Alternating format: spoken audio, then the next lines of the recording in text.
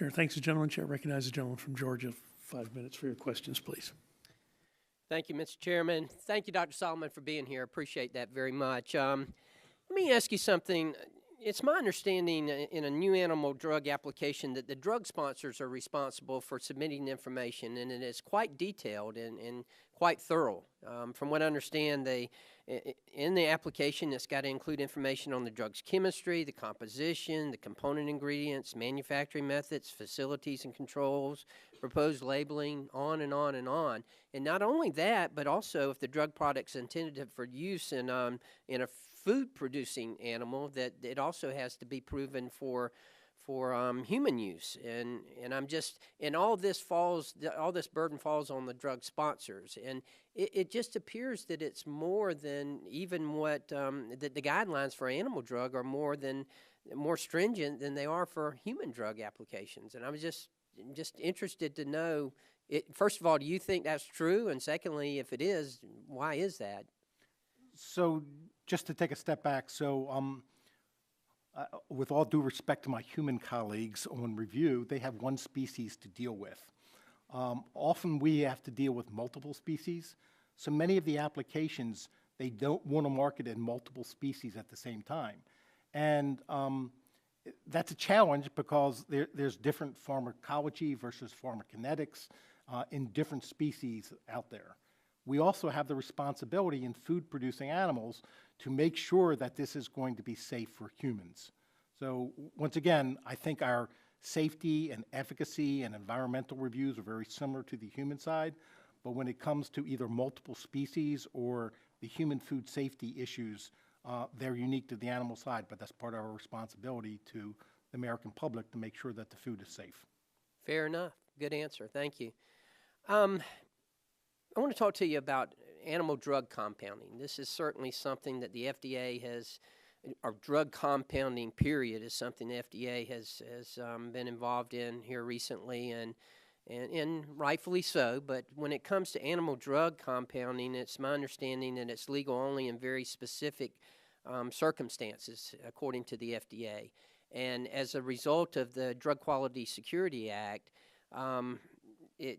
there were some changes that were made, and from what I understand, the FDA rescinded their initial guidelines, and that they are now looking at and coming up with new guidelines. Are you familiar with that, and what kind of timeline are we looking at here?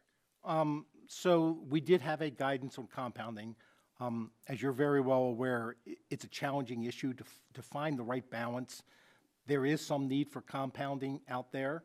We don't want that to either prove a safety issue to animals, and we don't want that to undermine the approval of pioneer or generic drugs. So compounding within a veterinary client-patient relationship is something important because veterinarians need access to that. So our previous guidance, there was confusion about applying the DQSA, the Drug Quality Security Act, which does not apply to the animal side of the house. Right. We wanted to clarify that. It was never intended to apply to that. Thank you. It also, back to my multiple species issues, the previous guidance only addressed compounding for companion animals. And as I've sort of talked about several times now, we have the challenge of compounding for food-producing animals, companion animals, and minor species. So we decided to rescind that compounding guidance.